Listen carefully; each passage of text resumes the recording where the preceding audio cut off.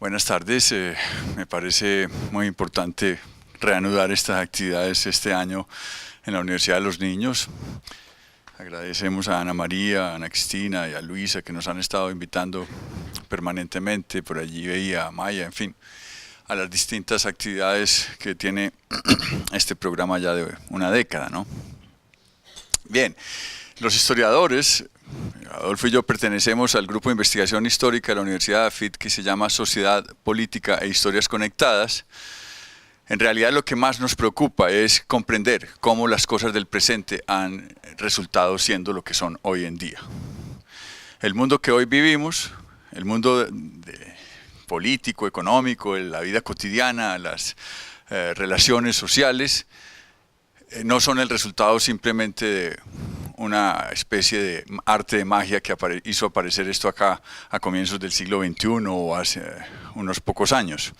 Es el resultado de grandes procesos de transformación que han sucedido en el tiempo.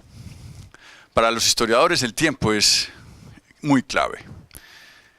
No es posible pensar una sociedad humana fuera del tiempo. No es posible pensar una creencia, una institución política, ahora hablaban del Estado, de ese tipo de instituciones u organizaciones, de actividades políticas tienen historia.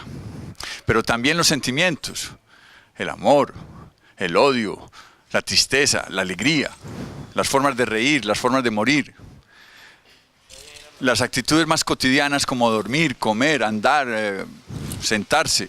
Todo eso está codificado en la historia. Es el resultado de ciertos procesos de creación de una manera de vivir. Entonces, para el historiador es muy interesante descubrir cómo se han producido esos fenómenos que hoy vemos como si fueran naturales.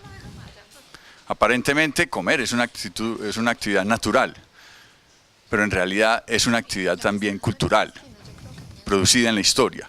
Ustedes saben muy bien que no todas las sociedades comen de la misma manera.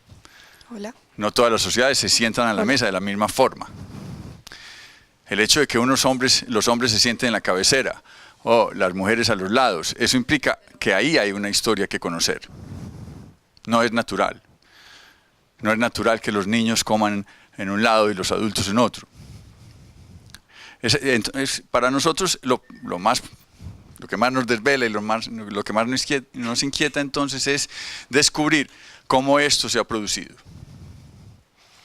Y en esa galería de problemáticas que nos abres, pues de muchos tipos, propios y ajenos, ¿cuál es una motivación que los mantiene a ustedes constantes en el trabajo de investigación sobre estos temas? Buenas tardes, igualmente pues me uno a la alegría de volvernos a encontrar. Yo creo que la investigación histórica tiene unas motivaciones permanentes, pero fundamentalmente por un hecho, y es que no es posible pensar a un ser humano abstraído o por fuera de la historia. No hay ningún país, no hay ninguna cultura, no hay ningún ser humano sin historia. Y en ese sentido hay una motivación permanente por comprender, o por lo menos uno aproximarse a comprender por qué el presente que vivimos tiene unas expresiones o tiene unas manifestaciones de orden determinadas. En tal sentido, uno piensa que ninguna sociedad es producto del azar. Ninguna sociedad es producto de una decisión inmediata. Hay procesos y hay necesidad de leer los ritmos, las características, los alcances de esos procesos. El pasado se hace comprensible es por el presente. Es decir, un historiador siempre advierte o admite el valor que hay en el diálogo entre el pasado y el presente.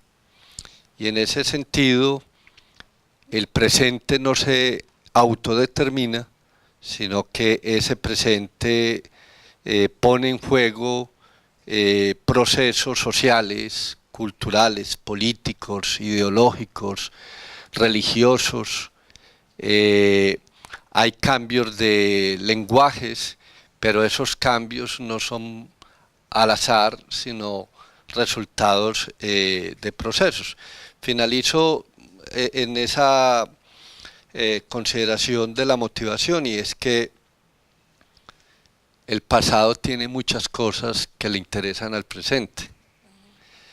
Como diría un cantautor contemporáneo cubano, el pasado, lejos de borrarse, se incorpora. Es decir, en el presente está sintetizado el pasado, pero cambiado. Y en esta vinculación o en esa relación casi permanente del hombre con el tiempo, ¿cuáles son esos resultados que podemos esperar de la investigación en historias conectadas? Sí, a ver, es importante decir que los historiadores tenemos un tipo de trabajo que implica buscar la verdad, buscar una posible verdad. Y esa posible verdad se encuentra en unos rastros apenas, en unas huellas mínimas que dejan los antepasados, de lo que hacían, de lo que pensaban, de lo que sentían. Entonces, los historiadores necesitamos estar preocupándonos por buscar documentos, buscar las huellas, las pruebas, los rastros del pasado. Esa es la principal preocupación después de querer explicar esto que vivimos, es cómo hacerlo. No es simplemente empezar a imaginar, seguramente fue que llegó una fuerza extraña y produjo un cambio, una transformación, o que hubo un espíritu poderoso que seguramente influenció en los seres humanos, o que los planetas estuvieron alineados de cierta manera y entonces las sociedades se independizaron, o que fue probablemente la superioridad de una raza y la genética de una... Ese tipo de explicaciones que con frecuencia se escuchan chocan con los historiadores, porque es necesario buscar otra serie de explicaciones que están propiamente en la vida diaria de las sociedades. Y eso está en los documentos que quedan algunos. Quedan algunas cartas, quedan algunos documentos del Estado, o quedan algunas obras pictóricas, o algunas esculturas, o quedan algunas obras materiales. Las sociedades modernas han producido muchas otras clases de documentos, como el cine, como la fotografía. Queda la memoria colectiva, la tradición oral, que de todas maneras el historiador las mira con desconfianza, pues las mira con prudencia, digámoslo más bien. Una foto no es la prueba exacta de la verdad, porque una foto está tomada desde un ángulo, desde cierta perspectiva, puede llegar a ser incluso manipulada. Una foto toma solamente un pedacito de esa historia. Así que, las principales tareas posteriores a tratar de entender por qué el presente es como es hallar y encontrar y empezar a trabajar con una serie de documentos que están en las bibliotecas, están en los archivos, están en las calles, están en los museos, están en la memoria de los antepasados. Esas son, digamos, como las tareas posteriores cuando empezamos a hacer historias y a establecer conexiones entre unos documentos con otros, que nos muestran que esto no es el resultado única y exclusivamente de lo que sucede en un determinado lugar. Hablamos ayer de que esos documentos eran de 3 tipos, ¿verdad? Que habían unas fuentes teóricas y esas fuentes se ponían en diálogo. Sí, Cuando vamos a escribir luego, cuando vamos a escribir la historia de Medellín, para escribir la historia de Medellín o de las calles de Medellín o de la vida política de Medellín, necesitamos mezclar de una manera correcta, equilibrada, tres clases de palabras o tres clases de documentos. Los que vienen de los archivos, o sea, las fuentes primarias, las llamamos los historiadores, los escritos que han producido otros historiadores, porque yo no voy a ser el primero seguramente en hablar de Medellín. Hay muchos otros que han hablado de Medellín y de las calles o de la industria de Medellín. Tengo que saber qué han dicho. Y las mías propias, el resultado de haber estudiado esos documentos que estoy encontrando en los archivos, más estas lecturas que estoy haciendo, que son los otros historiadores y algunos elementos teóricos que ellos me dan, y bueno, mi capacidad de análisis, que es el resultado de mi palabra. Eso bien mezclado. Una página normalmente de un libro de historia, es una buena página, es aquella que le va mostrando al lector que allí están las palabras de los documentos, de los archivos, las palabras de otros historiadores y las suyas propias. Lo que sucede con frecuencia a veces en las universidades o en los colegios es que están solo las palabras de otros y se copian. Ese es el famoso plagio. O incluso a veces solamente las palabras del archivo.